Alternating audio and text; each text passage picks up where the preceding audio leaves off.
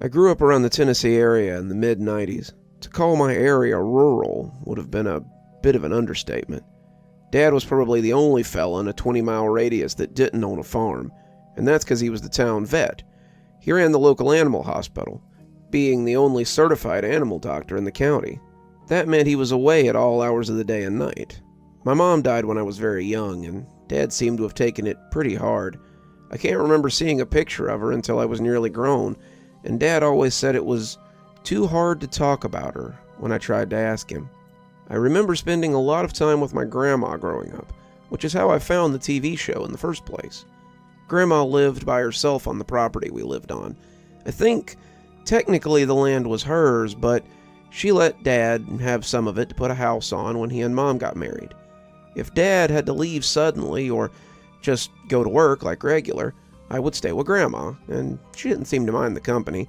There was always something to do at her house, and we would often spend the mornings picking berries or weeding the garden or tending the chickens that she kept for eggs and meat, and sometimes we would just walk around and Grandma would show me certain plants and berries that were okay to eat or good for helping with ailments. After lunch, however, was when Grandma liked to watch her soaps, and that was a time when Grandma was not to be interrupted. I tried to watch them with her a few times, but they were pretty dull for a kid my age. I caught some of my grandma's side-eyed glances as I fidgeted and wiggled on the couch beside her, and while I was trying to be quiet, I could tell she was a little bit annoyed. It was hard for me to get into what they were talking about, and sometimes I just laid down and took a nap while she watched. One day, I came in to see that there was a little white TV sitting in the den, and asked her what it was for.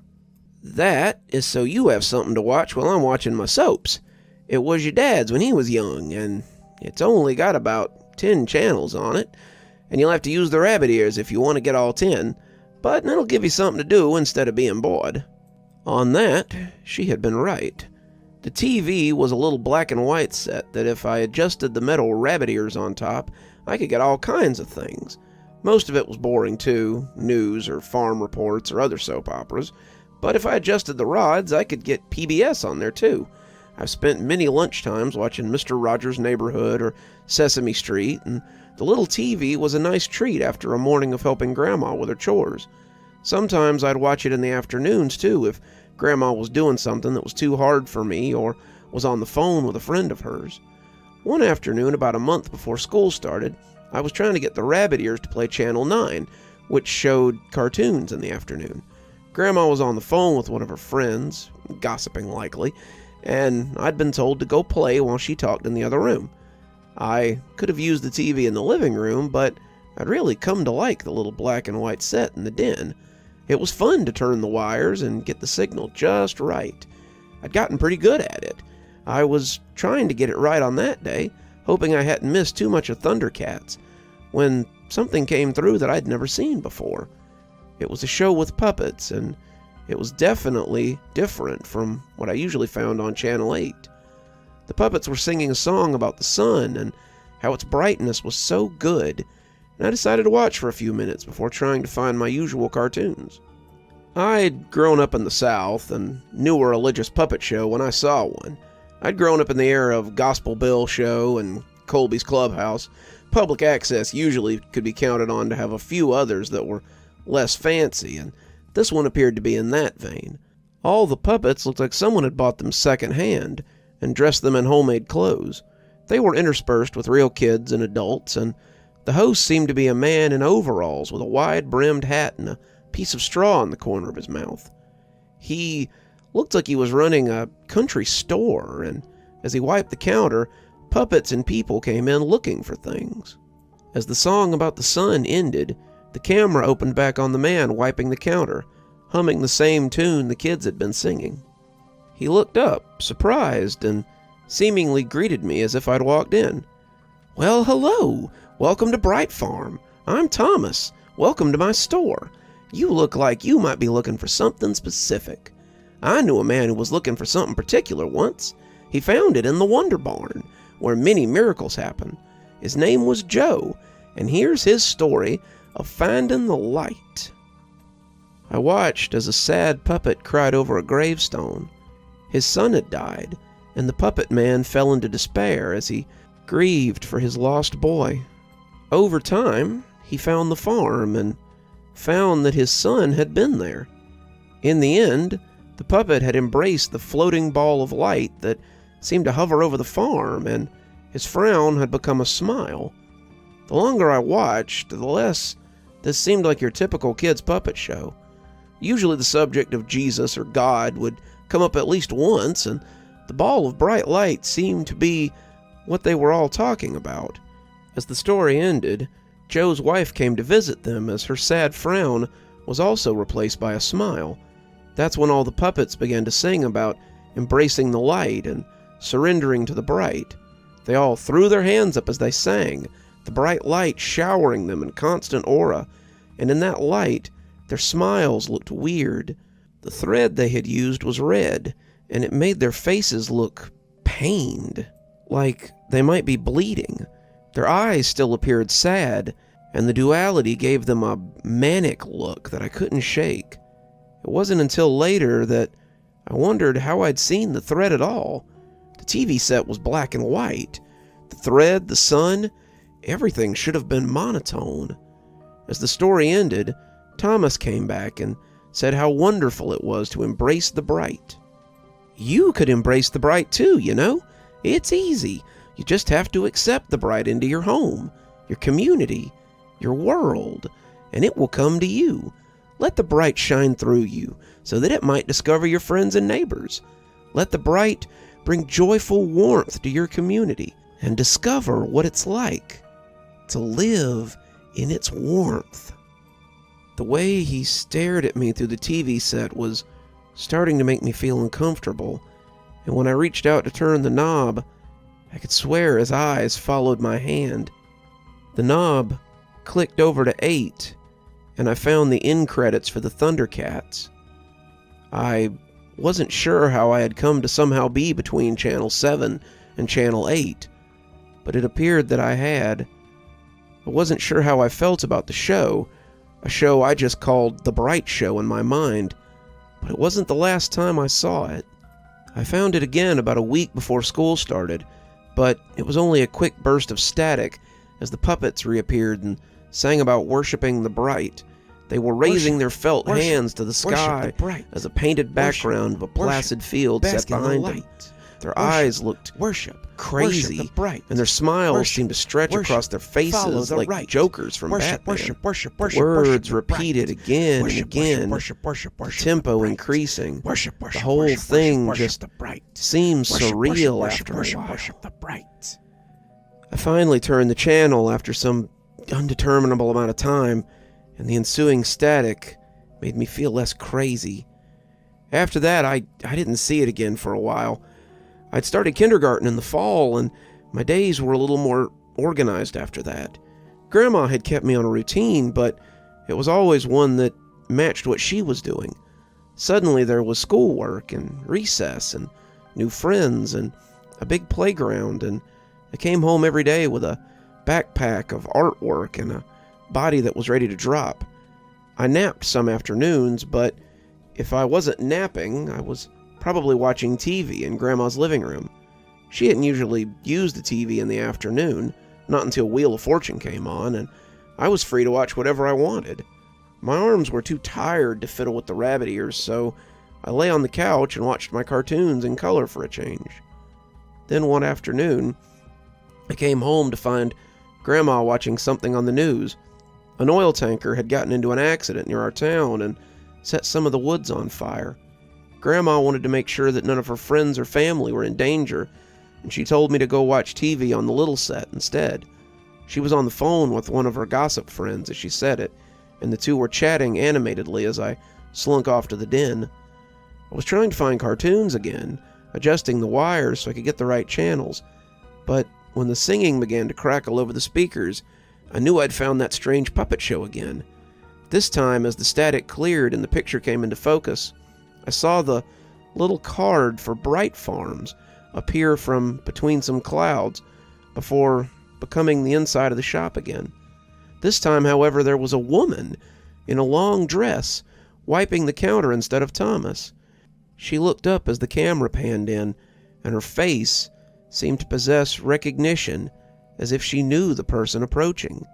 "It's you! Good to see you again. I'm Miss Mary, and this is the general store. Thomas is out handling some things, so I'm in charge for a little bit. Sometimes we aren't sure we can handle things on our own, but with the Bright, all things are possible. Let's take a look at Micah, who isn't sure that she can handle her workload, until discovering her true calling with the Bright." The story was about a woman with a struggling business, but I was finding it hard to concentrate on the story. The woman presenting the tale was familiar somehow, though I didn't think I'd ever seen her. Her hair was pulled back into a bun of dark chestnut locks, and her smile reminded me of the puppets I sometimes saw after their smiles had been attached. The skin around the corners of her mouth was red and angry looking, but her smile was huge and inviting. The puppets and the stories suddenly meant very little, and I found myself waiting for the time I could see Miss Mary and hear her talk to me. I started tuning in more often after that, and I found Miss Mary behind the counter of the general store more often than not. Whatever business Thomas was on seemed to keep him away from the shop more and more. Miss Mary introduced stories about people who discovered their lives had little meaning, their problems had little meaning, and their pursuit had little meaning when they brought it before the Bright. People who lost children, treasures, opportunities, and everything in between found them inside the depths of the Wonder Barn. Miss Mary talked about giving yourself over to the Bright and letting it change you for the better, and I was entranced by the lovely voice of the new host. It was all so wonderful, until one day it all changed. One day, Miss Mary told a story that was very personal to her journey to the Bright, a story that someone heard who shouldn't have.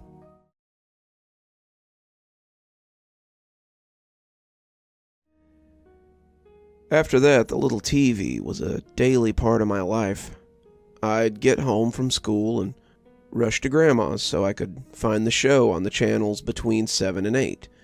It didn't always work, and sometimes I had to content myself with other shows, but I started to notice that it didn't really have a set time that it came on.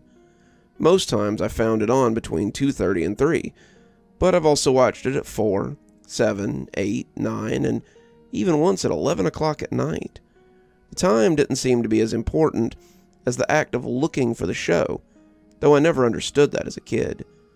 No matter when I found it, Miss Mary was there to greet me and tell me how much she'd missed me. Wherever Thomas was, he had apparently decided to stay, because the smiling woman seemed to have taken over the show. There was always a story, plenty of songs, sometimes letters that they read on the show. Children would send letters to Miss Mary and talk about how neat the show was and how they wanted to learn more about the Bright. Miss Mary would always tell them to look for the Bright inside themselves, invited into their homes and communities. And then there would be a song or a dance about following the Bright or believing in the Bright.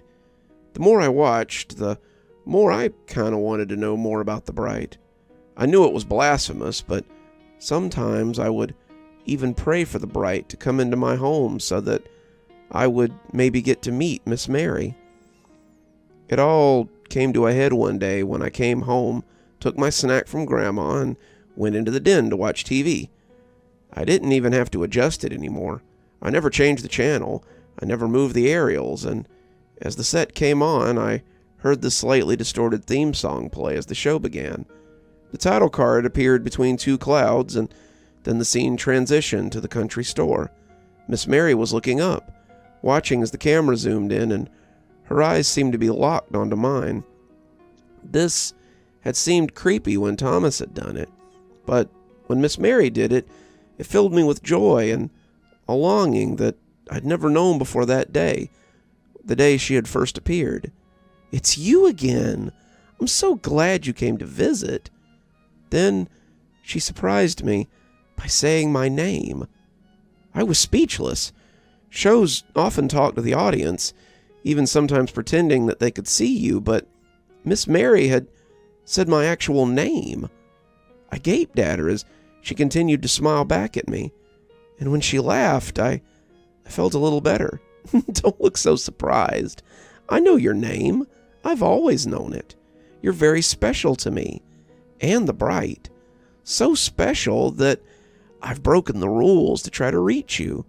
The Bright doesn't usually let us do this, but I think you might be ready to come visit, just like I came to visit the Bright. I leaned in close, my nose almost touching the TV screen, and when she leaned in too, I almost thought she might reach out of the set and scoop me up. Let me tell you all about it in today's story of a woman who found her way into the light. The scene changed, and suddenly there was a puppet that looked a lot like Miss Mary. She was standing in front of a drawing of a house, and I thought that even though it was crudely done, the house looked familiar. The Miss Mary puppet looked sad as she walked around in front of the house, and as another puppet walked on screen, he looked sad too. The puppet was tall, with salt and pepper hair and a beard. The puppet wore round glasses and had a mole on his left cheek.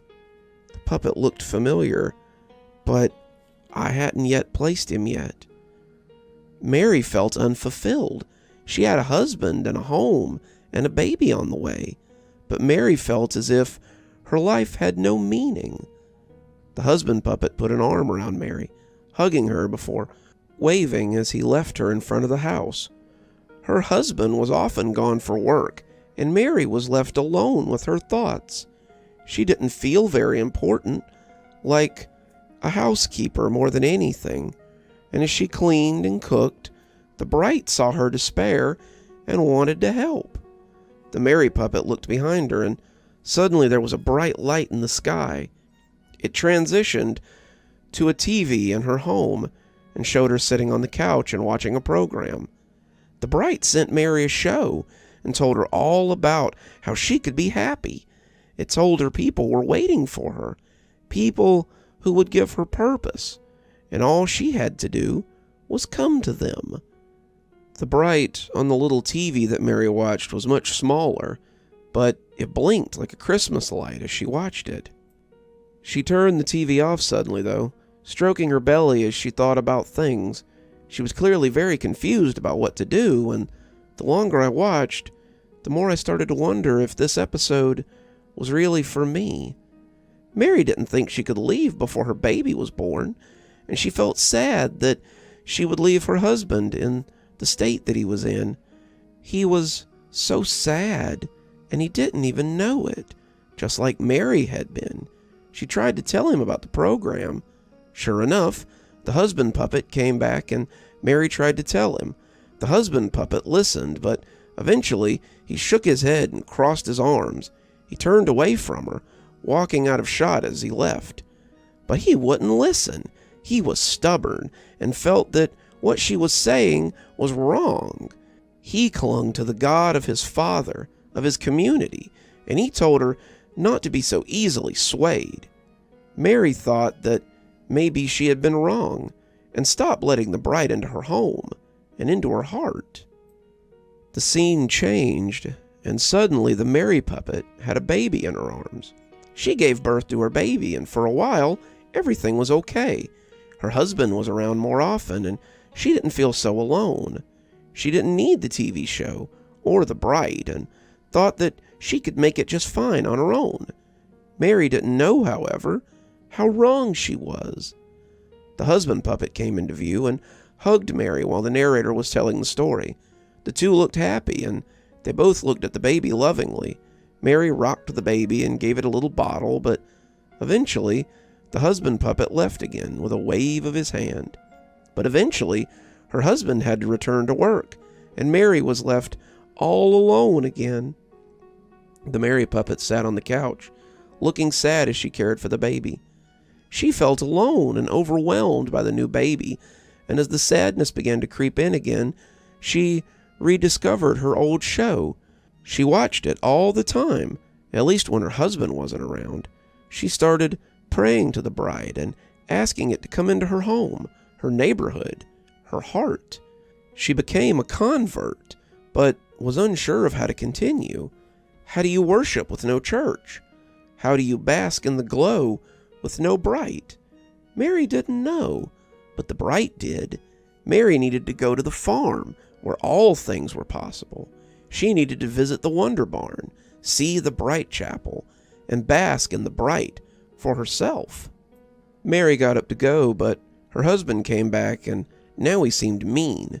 He pushed Mary down, taking the baby with him and locking her behind a door. The puppet sat down, her head against her knees, and appeared to cry.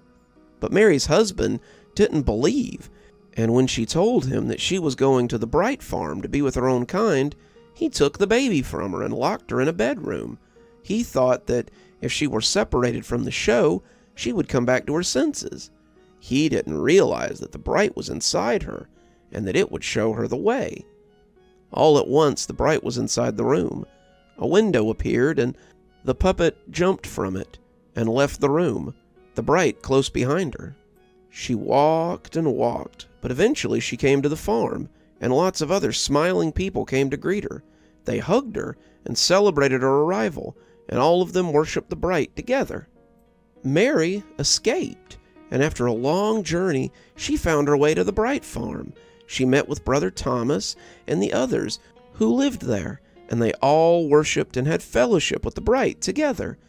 Mary was sad to leave her baby, but she knew that if she served the bright, then one day her child would be returned to her.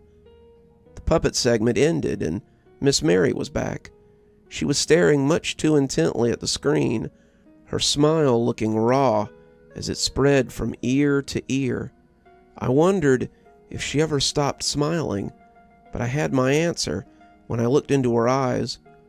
Her eyes didn't look sad like the puppets had. Her eyes looked crazy, and as I watched, I saw they weren't as focused on me as they had been. They were focused over my shoulder, and I would soon learn why. "Hello, husband. Are you ready to embrace the bright? Are you ready to return my child to me? It isn't too late. You can still join me on the farm. You can still bask in the bright." I heard a noise, a soft negation from paralyzed lips, and turned to see my dad standing in the entrance to the den. He had the big leather bag in his hand that he used when he went to see his four-legged patients, and it made a heavy thump as it hit the floor. He stared at the woman for a long moment, and when he moved, it was like watching someone blink forward. He flipped the little table that the TV was on, and when it hit the ground, something inside it broke. The screen went dark, and the outer housing crackled. The image of the smiling woman was frozen there for several seconds before the static took it away. Grandma came in and asked what was wrong, and Dad started yelling at her. He said a lot of things I didn't understand. He asked her how she could let me watch the same filth that had taken away my mother. How could she be so careless as to let it pollute me as well? He yelled a lot, and most of it was scary, but not as scary as when he started crying. He fell to his knees in front of her, and suddenly he was loosing these hopeless, bellowing cries of pain.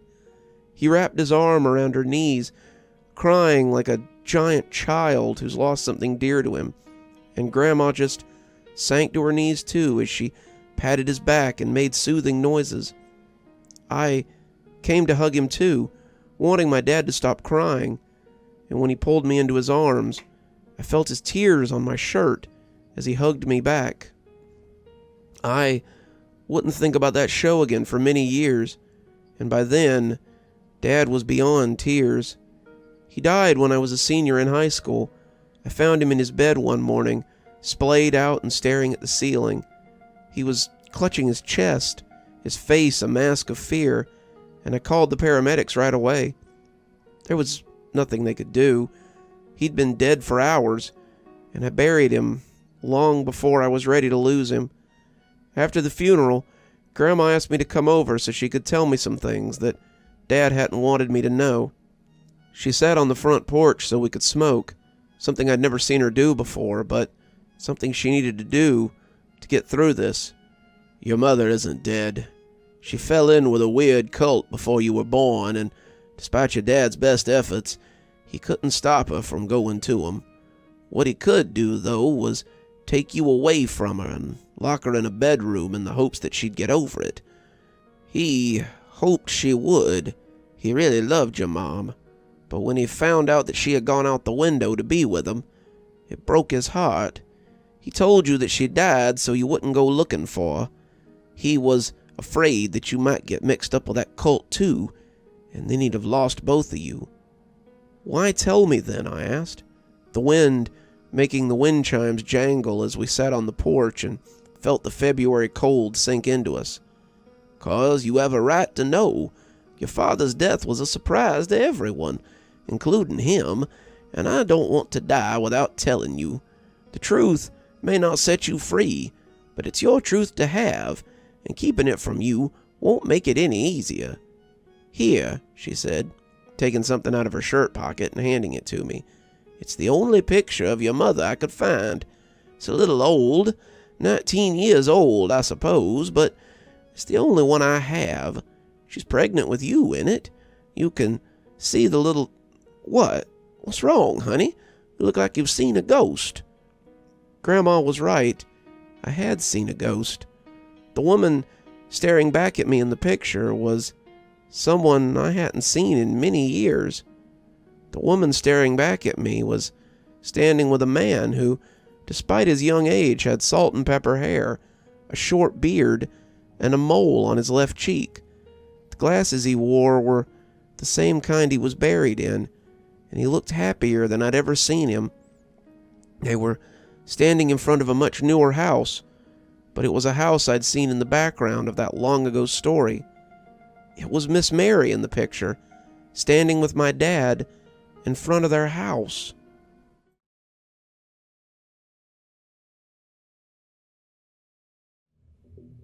I started out like most people my age would, with a trip to Google. I didn't expect to find a box set for Bright Church or anything, but I'd hoped that maybe a couple episodes existed on YouTube or something. I knew from experience that certain fandoms always seem to spring up from next to nothing, and I was hoping that the Bright Farm show might be one of those too. I also knew that shows from the 80s and 90s always had spotty records, so whatever I was likely to find would be something recorded off a VHS or maybe camera footage. An hour later, however, I was coming up with nothing. YouTube had nothing for me. A Google search brought me a dairy farm in the Midwest, but it didn't look anything like the show. I found no clips, no sound bites, nothing to show that it had ever existed. So I went to the last place I could think to try. I went to Reddit. I posted in their Lost Media, Find a Show, and Foggy Memories subs, along with others, and sat back to wait for a reply. Hey, I remember seeing a show when I was young called Bright Farms. It was maybe religious, I think, but not the usual Baptist or Presbyterian access show. It had puppets and weird lessons that ultimately tried to lead people to the bright or something like that. I lived in Tennessee and it came on either Channel 7 or Channel 8 on the old TV my grandma let me use. I sat for a while, doing other things as I waited for the replies, but it took a while for anyone to take notice. I was working from home at this time, the pandemic having recently sent most of us to work from home, and after a while, I'd almost forgotten about it. I was eating a little lunch about 5 hours later when I remembered the post and went to see if anyone had responded. There were several replies, but only a few that were helpful. Seemed I wasn't the only one who had seen the show. Bendross. Wasn't the host in a country store or something? He was an old McDonald kind of guy with suspenders and a big beard, right? I think his name was Tom or Tim. Me. Yeah, it was Thomas, but the one I remember was Miss Mary. Pigella Snork responded, It didn't come on channel 7 or 8. It came on the channel between 7 and 8.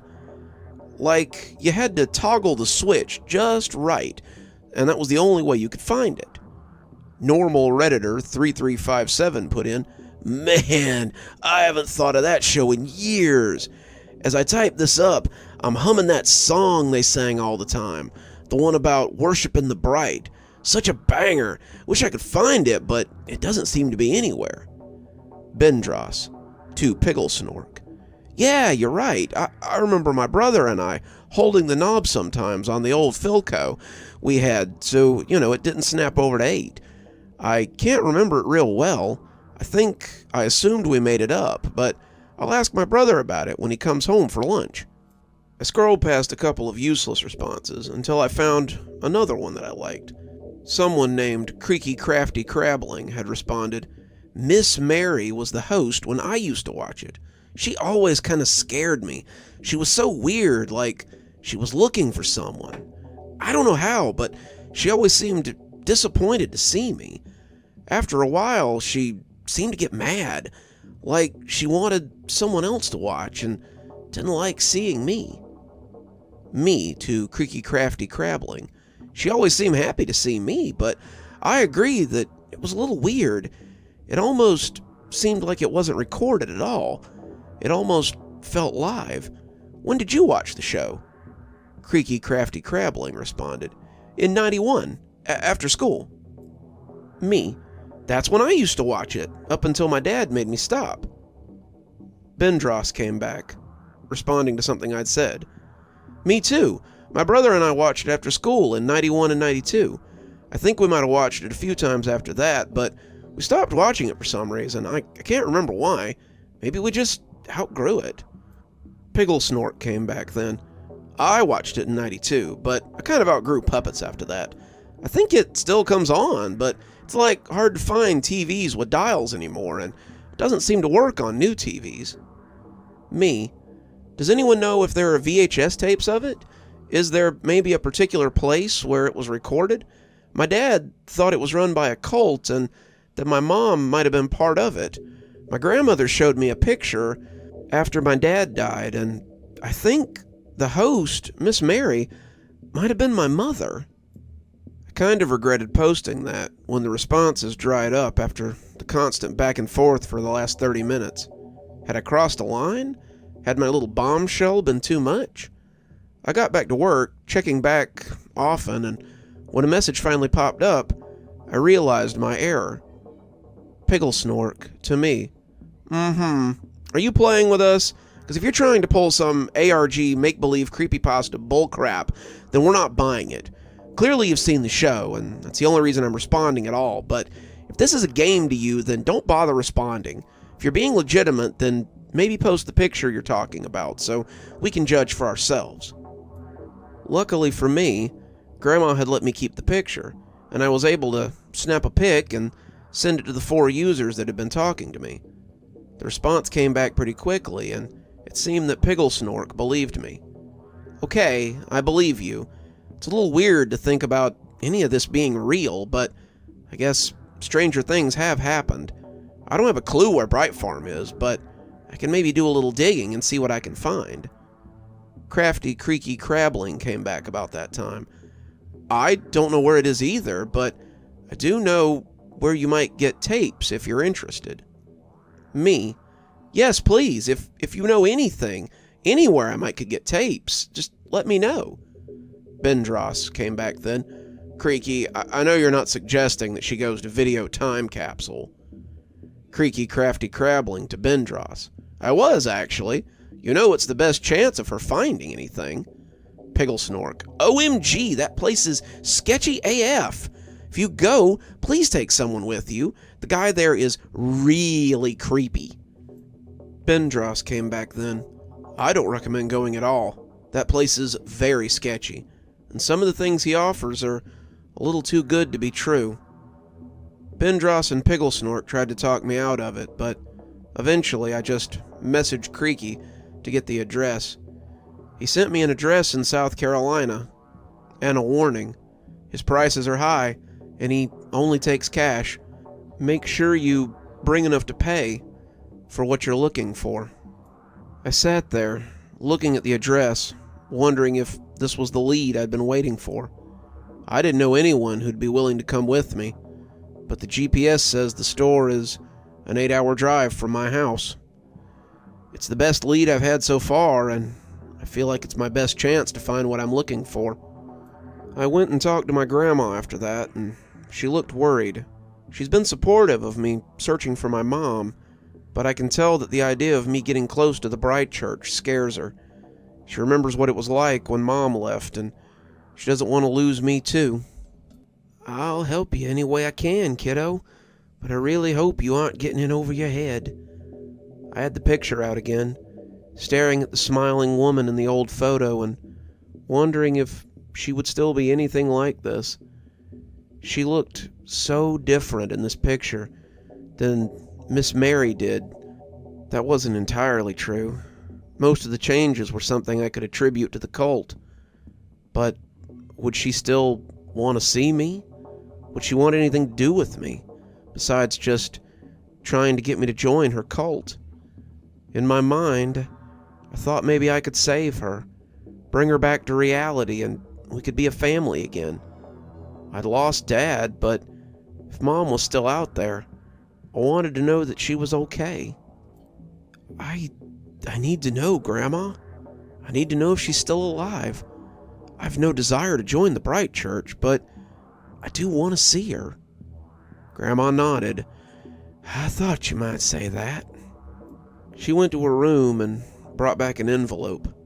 Under her arm, she also had the old TV I had watched as a kid, though she seemed less sure that that would help me. She sat both on the table, but it was the envelope that she slid towards me first.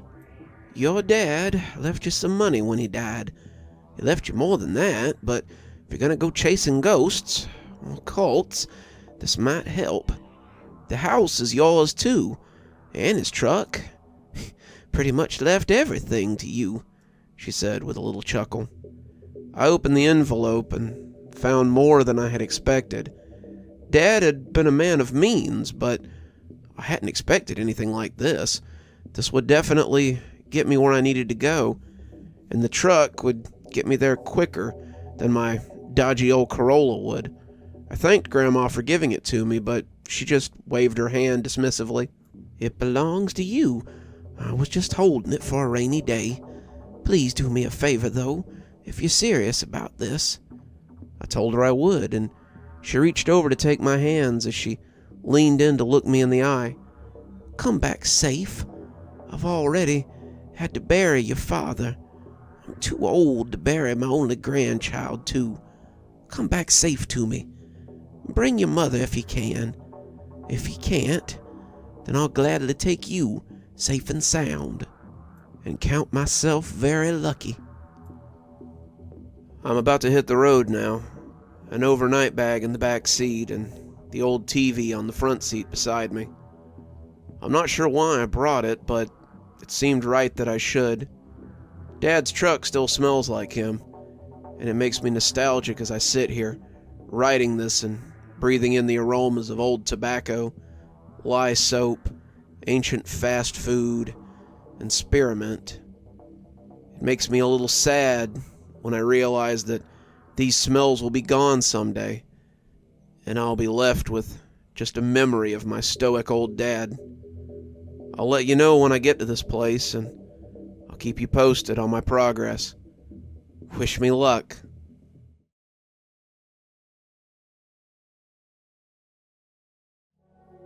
When I pulled up outside the shop, I had to recheck my directions to make sure I was in the right place.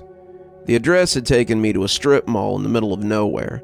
It was off the highway and about 15 miles from the closest town in either direction. I didn't know who was shopping out here to keep the place open, but they must have been spending a lot of money here because Video Time Capsule was the largest of the other 3 stores. There was a Dollar General on the end because there's always a Dollar General in these things, a Little Caesars that smelled pretty damn good after driving 8 hours, and a grubby little computer repair shop that was hardly a footnote. There was a 4th spot for a news store. The windows looking like a cell phone place or a tobacco shop had been there recently, but the big event was the relic that I had pulled up in front of. The video time capsule had no logo, no signage other than the one on the front of the store, and clearly did its business by word of mouth.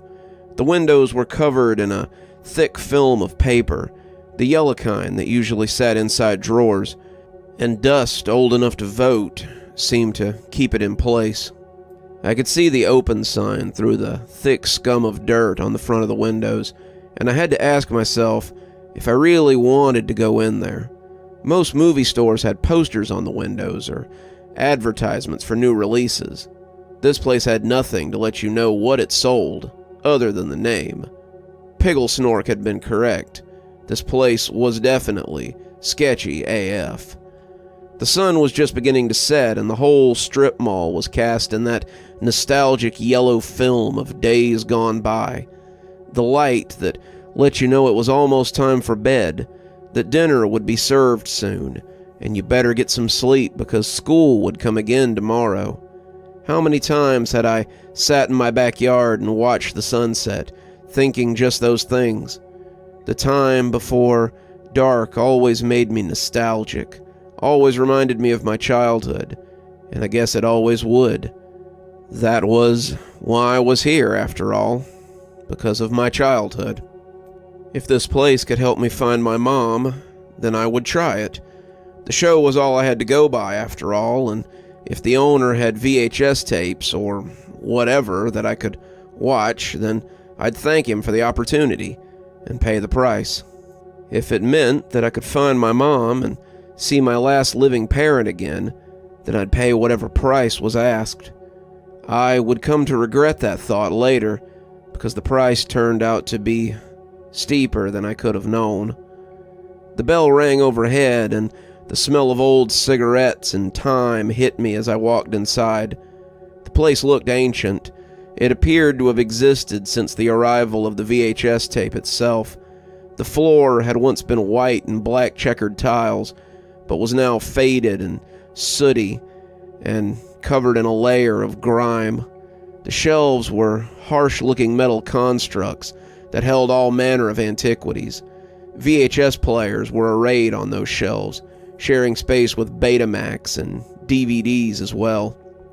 They were all in alphabetical order, to my surprise, and I saw the chunky orange cases of Nickelodeon tapes and the soft blues of lesser-known studios.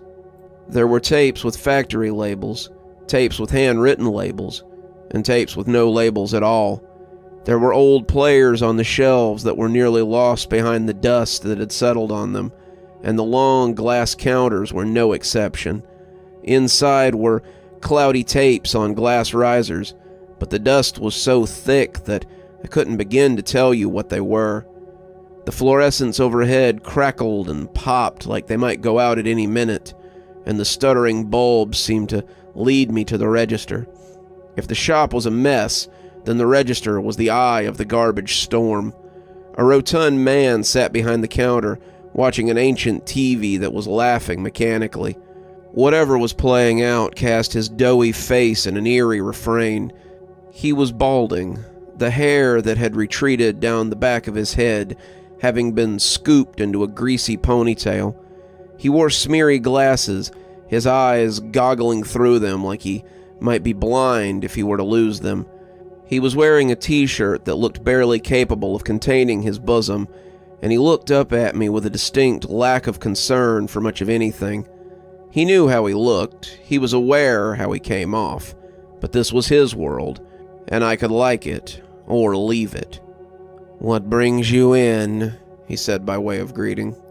I was told you might have something that I was looking for." He smiled, showing a mouthful of cigarette-stained teeth. "That's what I'm here for. What exactly are you seeking?" It was a public access show from the 90s in the North Tennessee area, but I guess it could have been in other places. He'd opened his laptop as I spoke, scrubbing the mouse over the filthy pad. Yeah, but what's the name?" I licked my lips hesitantly. "Bright Access?" Even in the buttery light of an episode that I was pretty sure was Frasier, I could see the man pale. "No, he said, shutting the laptop hard enough to rattle the glass. I was confused. No? No, he said again, crossing his arms. I stood there, shuffling the dust as I waited for him to elaborate, but he seemed unwilling. No, you don't have it, or no, you won't let me see it? No, no one sees it. I keep it because I must, but I won't let it be seen. It's cult recruitment, and... He licked his lips and seemed to hunt for the words. It's not right. It's cursed or haunted or something. I don't know what it is, but I'm not going to let you watch it. I searched for an argument, any argument I could, but mostly I just tried not to cry. He had the thing I needed, and he wouldn't even let me see it. How else was I going to find my mom? How else was I going to get some answers? I wiped away tears as I finally decided on the truth and spilled my guts to this greasy stranger. Sir, you don't know me, but I'm trying to find the farm on that show. My mother disappeared when I was young, and my father believed that she had gone to that cult. He believed she was the host of the show for a while, but he cut me off. Are you trying to tell me your mother is Miss Mary? He asked. He didn't sound skeptical. He sounded afraid. My dad seemed to think so. He forbid me from watching the show again and even broke the TV I was watching it on. That hadn't occurred to me when Grandma had handed it to me, but I clearly remembered it now. Dad had flipped the table and cracked the TV housing, breaking it in the process. When Grandma handed it to me, though, it had been as good as new. How had that happened? Had she given me a different TV? Had it maybe not been as damaged as I'd thought it was? I'd have to ponder that later, though, because the guy was eyeing me suspiciously across the counter. How do I know you aren't part of the cult here to take my tapes? I wanted to ask what that mattered, but something else occurred to me instead. Have they tried before? He pursed his lips, clearly not sure whether to believe me or not, but he must have decided that a little bit of trust was in order. Here, he said, handing me a key from a big ring he'd taken out of the counter. Lock the front door, turn the sign to closed, and come to the back. If you're serious about seeing the tapes, then I guess we'll let you see them. I know what most of you are going to say. This sounds like a great way to get human trafficked, murdered, or become an unwilling organ donor. But if you'd seen the look on his face, you'd have understood why I did what I did. I've been living with men leering at me and acting creepy since I got breasts at 13. The look on this pudgy bottom dweller's face, however, wasn't an internal discussion on whether he could knock me out and drag me off somewhere. Honestly, he looked like someone who was afraid to discover whether the scratching under his bed was a stowaway cat or a real monster. He led me into the back of the store when I brought him the keys back, but before that, he held out a greasy hand and reminded me of his fee. 15, he said, his sausage fingers wiggling impatiently. Not a penny less. My eyes got big. Just to see it? Yes, I'm not even sure you'll be able to, and if that's the case, then I'll give you your money back. But I could be in a lot of trouble if Bright Church ever thought I had recorded a copy of this. So, yeah, $1,500 in cash. Or you go back to your car and go back to pretending that these plates don't exist. The word plates kind of threw me off, but I was determined to see no matter what. Like I said, I had some money put aside that had come from my dad's inheritance, and $1,500 wouldn't cut into it too badly. I pulled a wad of cash out of my pocket and counted him out 15 $100 bills. Before slapping it into his hand, however, I held on to it and did my best to give him a mean look.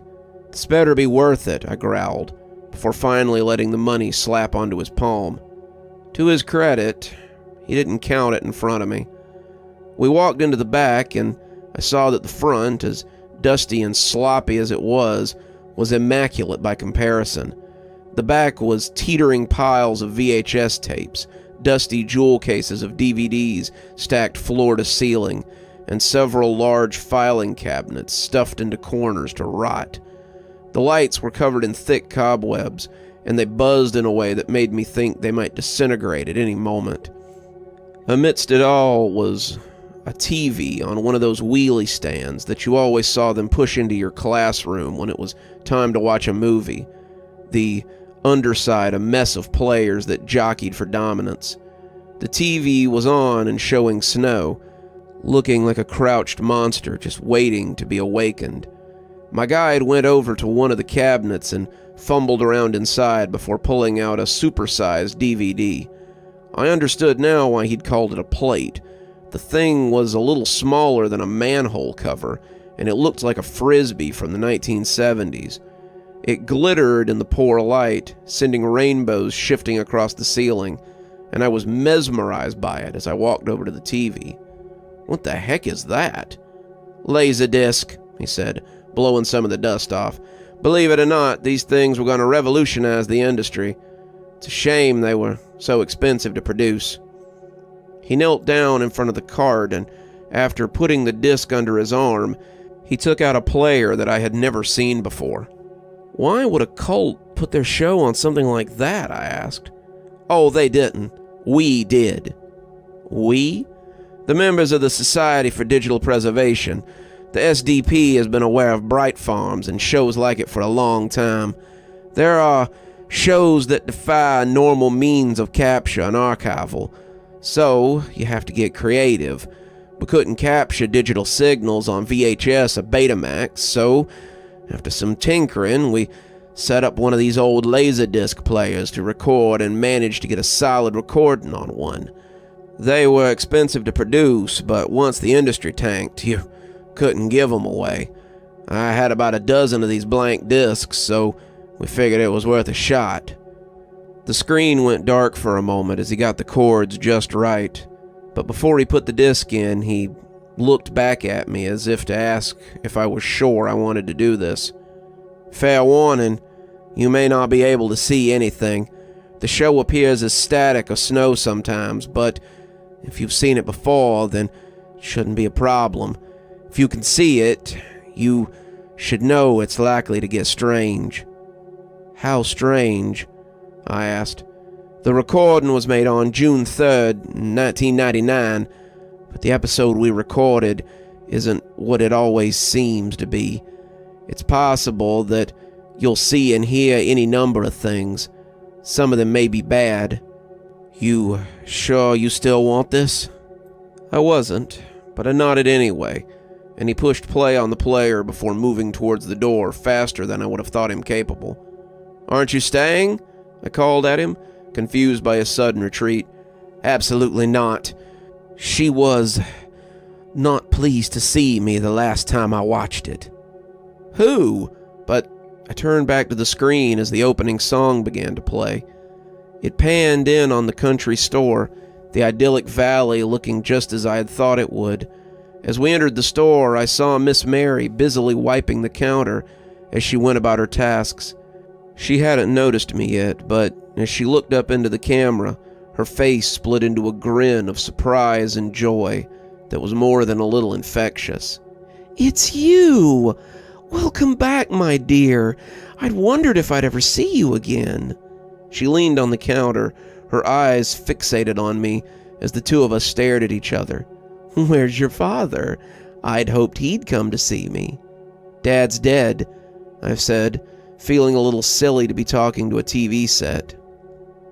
Miss Mary looked a little sad, but not terribly surprised. "I suppose his heart couldn't keep up with him forever. It's a shame, though. I was hoping he'd come to his senses." This was all getting a little weird, and I decided to ask my questions before I lost my nerve. "Where are you, Mom? I'd like to know you, if that's even possible anymore." She smiled at me, her teeth huge and white in her mouth. "And have you accepted the bright into your heart?" I shook my head slowly, not even sure what that meant anymore. "I don't know, Mom. I don't even know what that means." She shrugged, Only those who have accepted the bright can truly find this place. Them and those who are called by the bright. Do you have something you desire, my dear? Something that the bright can return to you?" I leaned forward, my face close enough that she could have snatched me through the TV, if that was something she cared to do. There was something I wanted desperately, but I wasn't sure if the bright would give it to me. "I just want you. You're my only parent now that Dad's gone, and just wanted to get to know you better. Don't you want me? Don't you want to know your daughter?" Miss Mary looked a little unsure for half a heartbeat, and seeing it made me feel a little more hopeful. She wasn't completely gone then. There was still some of my mother in there. If she still wanted something besides the rapture of the bright, then maybe I could convince her to come back with me. She could move back into the house that she had once shared with Dad, and we could be a family again. I was still optimistic, in that way that only children who've never known their parents can be. "I'll need to think about it, discuss it with the elders.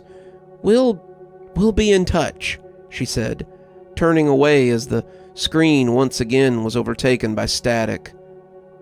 I watched the static for a long time, tears running down my face and making my shirt wet. When I finally switched it off, I saw the greasy little troll standing in the doorway to the back room. He looked embarrassed to be there. "Did you get what you were after?" he asked as I came out, wiping my eyes with the back of my hand. "I don't know. Maybe. I saw my mom. I guess that's all I really wanted in the end."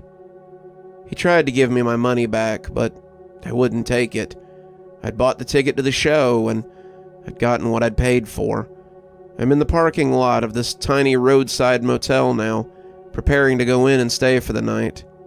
We'll see what sort of answers I can find here, and I'll keep you all updated when I know more.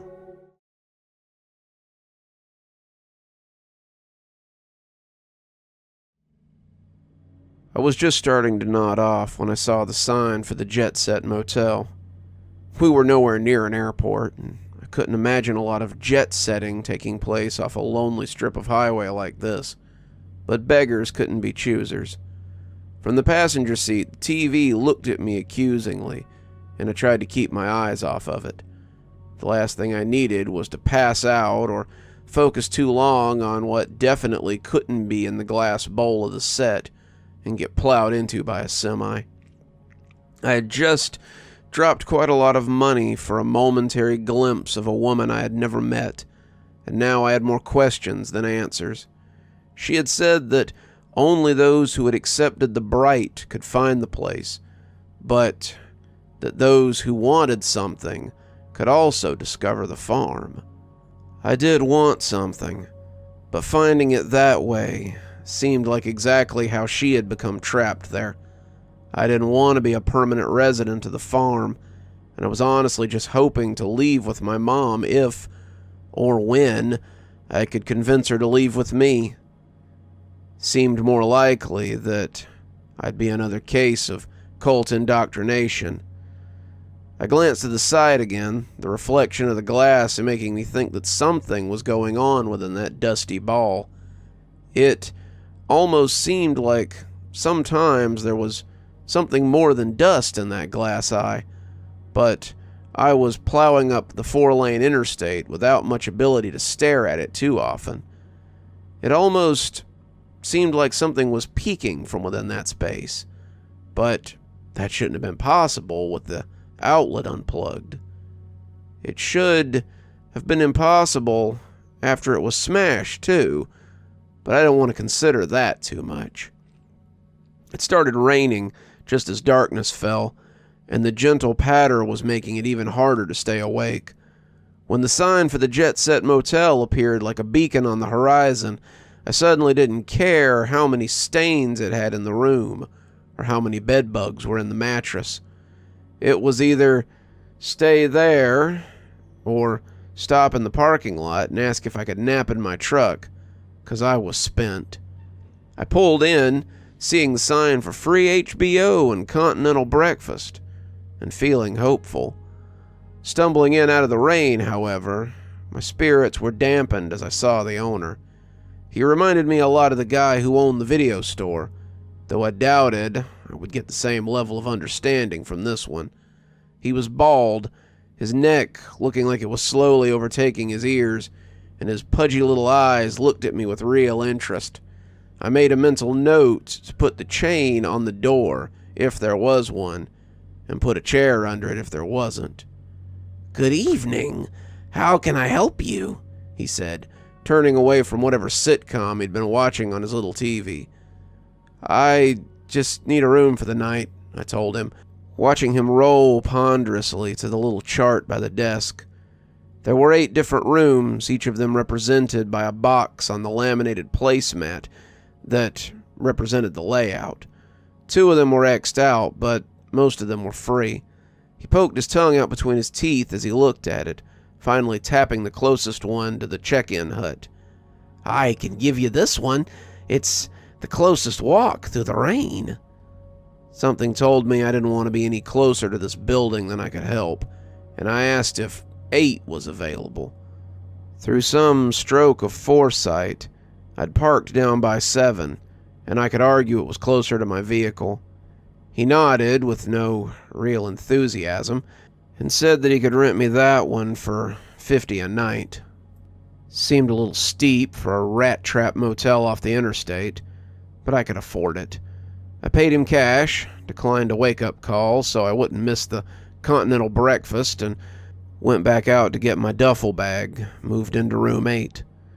I stood in the steadily increasing rain for a few seconds and looked at the little TV before deciding to grab it as well. I couldn't have told you why I brought it, but in the end, I suppose it was for the better. The room was surprisingly nice for a side-of-the-road pit stop. There were 2 beds, a bathroom with a tub shower, a vanity with a coffee maker, a couple of chairs around a small table, and a little chest of drawers with a much larger TV on it. I set my duffel bag into the chest of drawers, which was pretty deep, and set my little black and white set next to its larger cousin. I was glad to see that the door had a flipper lock, but I still pushed one of the chairs under the knob, just to be sure. After I was satisfied that the room was as secure as I could make it, I went and took the longest, hottest shower I had taken in quite some time. I put on my sleep shorts and oversized t-shirt and lay on the bed as my wet hair made a little spot on the comforter. The ceiling was unremarkable popcorn, but as I looked for patterns amidst the random dots, I felt the tears I'd been holding in begin to seep out. I'd seen her. I'd seen my mom, and she had as good as brushed me off. She could have told me how to find her. She could have told me where to go, but she had needed to discuss it with the elders. Why would she need to discuss it with anybody? Why couldn't she just tell me? I'd waited for years and years to see her, but it seemed it had been a one-sided want. As I curled into a ball, I heard the thunder rumble outside, and suddenly I felt very tired. I was tired of searching, I was tired of hoping, and mostly I was just tired in general. I must have fallen asleep as I lay there, because when I woke up in the night, the lights were off, and I was lying in the dark. The thunder was roaring outside, and the lightning cut the sky as it lit the curtains I had pulled earlier. I was afraid for a moment that I would see strange eyes glowing in the corner, my admirer from the front desk having come to pay me a visit. But the only glow was from the curtain when the lightning flashed outside. I lay back down on my side, preparing to fall back asleep, when a sudden glow from the TV cast my face in a fine snow. I looked up from my funk, seeing not the big TV coming slowly to life, but the small black and white set that I had brought with me. I hadn't plugged it in, simply set it down on the chest of drawers next to the other one. But as the snow and static filled the room, I couldn't pretend that it was some optical illusion or trick of the light. The salt and pepper static put the room in an eerie, dancing phantasm, and as the snow began to form a picture, I already knew where I would be transported to. The intro music replaced the harsh static sound, and as the picture came into view, I saw the traveling animation for the familiar farming community. The wooden buildings, the dirt path, the quaint general store that swam into view, all made me feel very nostalgic. It was like coming home, but not a home you want to return to. It reminded me a lot of standing on the porch of the house that Dad and I had shared. It was familiar, it was comfortable, but it wasn't home. It was like standing outside a family crypt and wanting and not wanting to go inside and find your place. As the inside of that general store came into view, however, I saw it was not the grinning face of Miss Mary. It was the harried, but still familiar face of Brother Thomas. "We don't have a lot of time," he whispered, the music cutting out a little more suddenly than expected. "She'll be back any minute. Miss Mary is meeting with the elders to see if she can tell you how to find us. Most of them are of the opinion that she's becoming too attached to you and is looking for a way to bring you here so she can have the Bright and her family too. I think, however, that it might be good for her to see her baby girl again." I wasn't aware that I was doing it, but I was moving in a half crawl towards the edge of the bed. I was trying to get as close to the little TV as I dared, and apparently I dared much. I was leaning out over the gap formed by the chest of drawers in the bed, a gulf that my body seemed to be trying to bridge.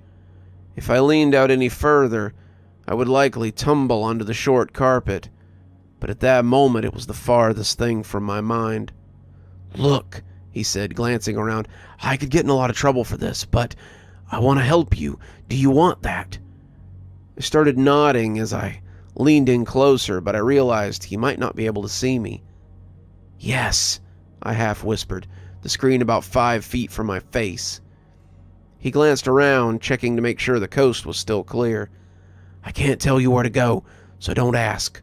What I can tell you, however, is that you need to come to Tylerville. It's close, but not so close that they can say I gave you directions. If you're looking for the way, start with Tylerville." I heard something then, a bell ringing maybe, and he ducked behind the shelf as the camera followed him. "I don't have much time. If you want answers, then come to Tylerville.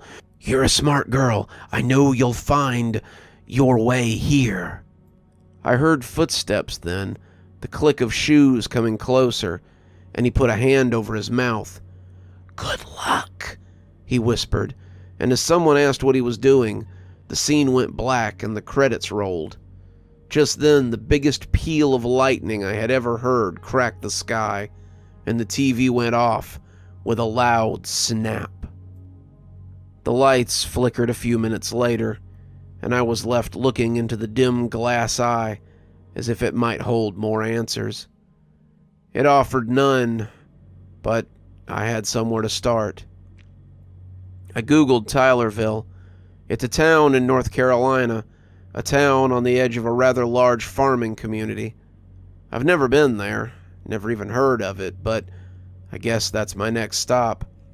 I suppose I passed out again at some point because the next thing I knew, someone was pounding on the door and telling me that checkout was about an hour and a half ago, and unless I want to pay for another day, I needed to leave. I opened the door and told the fat man from the day before that I'd get my things and be gone in a few minutes. 10 minutes later, I was dressed and pulling out of the parking lot, the little TV in my passenger seat. Grandma picked up on the third ring, sounding out of breath as if she had run from the backyard. "I was getting worried about you. Did you find what you were looking for out there?" I told her I had, and then I explained what was going on. I told her where I was going and why I was going there, and She listened patiently enough. I loved my grandmother for that. It would have been very easy for her to tell me what to do, give me an earful about being reckless and foolish, but all she did was listen, and then tell me to be careful. Sounds like quite an adventure. I won't tell you not to go, but I will tell you to be careful.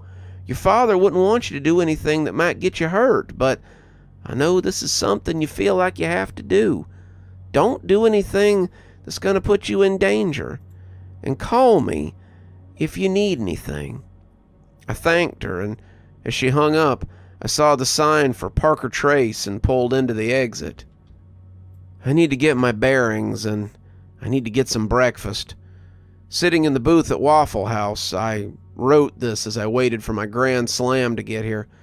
It was busy, so it took a while, and that gave me a while to get it all down. I don't know if this is the right choice. I don't even know if there is a right choice, but I know that Tylerville is my next destination, and I'm going there with no regrets. I'll check in when I have something else to report. Be safe out there, everyone.